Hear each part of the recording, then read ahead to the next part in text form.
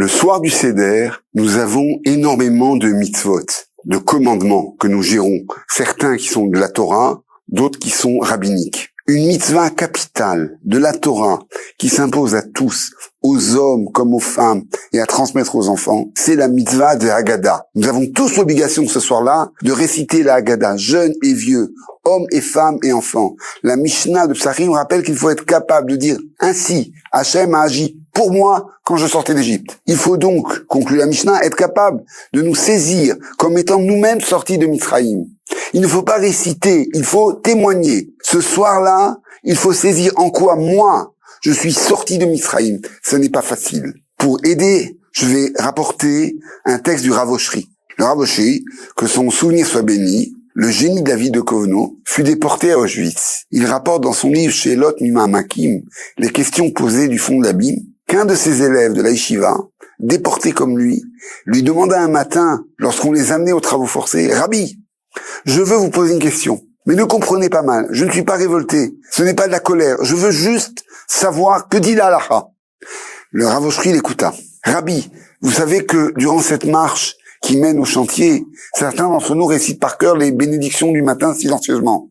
Or, on ne prononce pas de bracha levatala, on ne prononce pas de bénédiction sans avoir le support matériel qui la justifie. Dans les bénédictions du matin, il y a une bénédiction où nous remercions Hachem de ne pas nous avoir fait esclaves. Shelo asani aved. Mais un homme forcé de travailler sans cesse jusqu'à l'épuisement de ses forces, sans salaire bien sûr, sans presque aucune nourriture, sous les coups et dans le froid, c'est un véritable esclave. Et c'est notre cas à tous, nous autres déportés.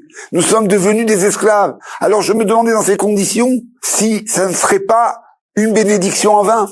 Comment pouvons-nous dire Shelo asani aved qui ne m'a pas fait esclave? Le Rav Oshri, le Hilou de Kovno, réfléchissait. Il fouillait dans sa mémoire, dans son immense érudition. Et il lui répondit. Sache, mon fils, que ta question a été posée au XVIe siècle, au Maharal de Prague. Elle est rapportée dans son Gvurot Hashem. Voici les termes de la question. Une communauté juive d'Europe centrale, persécutée et opprimée du fait des malheurs extrêmes où elle se trouve plongée, se retrouve à présent réduite en esclavage.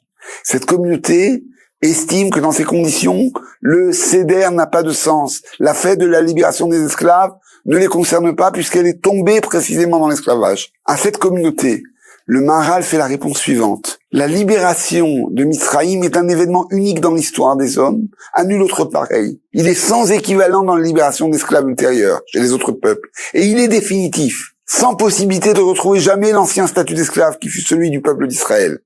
Car en Égypte, nul être humain ne vint nous libérer ou nous aider à nous évader. C'est Hachem lui-même qui nous a accordé la liberté, ce qui signifie que nous lui appartenons. C'est d'abord une libération des corps et c'est une libération des âmes.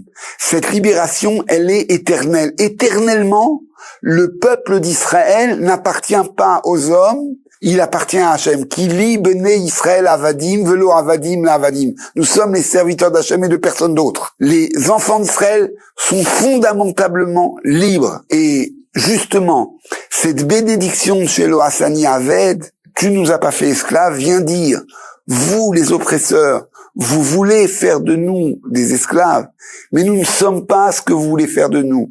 Nous appartenons à Hachem. Quand nous obéissons à vos consignes, ça n'est pas par soumission, c'est parce que nous tenons à la vie, qui est un commandement divin. Et quand il s'agit de faire quelque chose qui profanerait la sainteté de la vie elle-même, nous résistons jusqu'à la mort. Nos commandements et nos gestes nous mettent complètement sous la protection d'Akadosh Baruch Hu. Nous sommes libres et notre âme n'appartient qu'à Hachem. Le soir de Pessah, à la faveur de cette ambiance très très particulière de la soirée du Seder, à la faveur des chants, à la faveur des mets, à la faveur de toutes ces prières, de toute cette préparation, nous retrouvons ce sens de la liberté hérité à la sortie de Mitzrayim qui nous accompagne jusqu'à la venue du Mashiach. Pessah, Kasher, Vesameach.